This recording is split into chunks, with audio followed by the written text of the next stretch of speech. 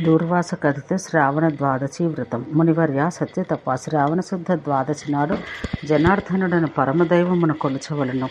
ఓం నమో దామోదరాయ అని పాదాలను, నమో హృషికేశాయ అని నడుమును, నమస్సనాతనాయ అని కడుపును, శ్రీవత్సధారిణి అని వక్షాన్ని, చక్రపాణయ అని భుజాలను, నమో హరయే అని కంఠాన్ని, నమో ముంజకేశాయ అని శిరస్సును, నమో భద్రాయ అని శిఖను పూజించాలి.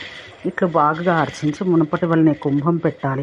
వస్త్రముల జంట నుంచి దానిపై దామోదర నామంకల దేవదేవుని బంగారు ప్రతిమ నిలపాలి. ఆ దేవుని చక్కగా గంధపుష్పాదులతో విధిని అనుసరించి క్రమంగా పూజించాలి. వెనుకటి వలనే ఆ ప్రతిమను వేదాంగాలను తుదముట్ట అధ్యయనం చేసిన బ్రాహ్మణుని కొసగాలి. ఇట్ల నియమం పాటించిన వాడు పొందు ప్రభావాన్ని నా వల్ల వినుము. శ్రావణ మాసం నందు చేయవలసిన విధానం చెప్పి తిని ఆ ద్వాదశి వ్రత ప్రభావం పాపం రూపుమాపుదాన్ని తెలుపుతాను.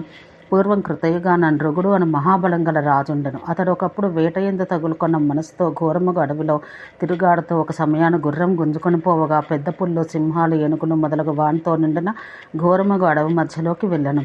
ఒంటరిగా రాజు అతడి గుర్రాన్ని వదిలి ఒక చెట్టు నీడను దర్భలు పరుచుకుని దుఃఖంతో నిద్రించను. ఆ రాత్రి 14,000 మంది బోయవాండ్రు మృగాలు చంపుటకి అక్కడికి వచ్చి రాజు చుట్టూ చేరిరి. అక్కడ వారు బంగారు నగల అలంకారాలు గలవాడు, మిక్కిలి తీవ్రంగా ఉన్నవాడు, గొప్ప తేజస్సుతో వెలుగుతున్న నిద్రిస్తున్న వాడగు మృగమహారాజును గాంచరి. వారు త్వరగా పోయి తమ ప్రభువుకు నివేదించరి. వెనువెంటనే అక్కడికి వచ్చి అతడు రత్నాలు, బంగారం కొల్లగొట్టటైకి అతను చంపబోయాను. గుర్రాన్ని కూడా వశపరుచుకుంటూ ఆ ఆటవీకులు నిద్రిస్తున్న రాజును చేరుకొని పట్టుకొంటకి ప్రయత్నించిరి. ఇంతలో ఆ రాజు శరీరం నుండి తెల్లని ఆభరణాలు, మాలలు, చందనాలు దాల్చిన ఒక స్త్రీ వెలువడెను. ఆమె లేచి క్రమ్ముని కొని ఆ మ్లేచ్చులందరినీ కూలవేయచను. ఆ దేవి ఆ దొంగ మూకలను చంపి మరలా ఆ రాజు దేహంలోకి ప్రవేశించను. రాజంతా మేల్కొని చచ్చిపడిన మ్లేచ్చుల్ని తన దేహంలో కలిసిపోయిన ఆ నారిని కాంచెను. గుర్రమెక్కి ఆ రాజు వామదేవుని ఆశ్రమమును కెరిగను. అచ్చట భక్తితో ఆ మహర్షిని, స్వామి, ఆమె ఎవరు, ఆ చచ్చిన వారెవరు, దీన్ని నాకు తెలుపము, ప్రసన్నుడవగము అని అడిగాను. రాజా, నీవు పూర్వజన్మన శూద్రజాతి వాడవు. ఒక బ్రాహ్మణుడు శ్రావణమాస శుక్లపక్ష ద్వాదశి నాటి వ్రతం ఉపదేశించుండగా విన్నావు. విధిపూర్వకంగా నీవు భక్తితో ఆ తిథి నాడు ఉపవాసం ఉన్నావు. దానివల్ల నీకు రాజ్యం లభించింది. ఆ దేవి అన్ని ఆపదల యందును నిన్ను రక్షిస్తున్నది.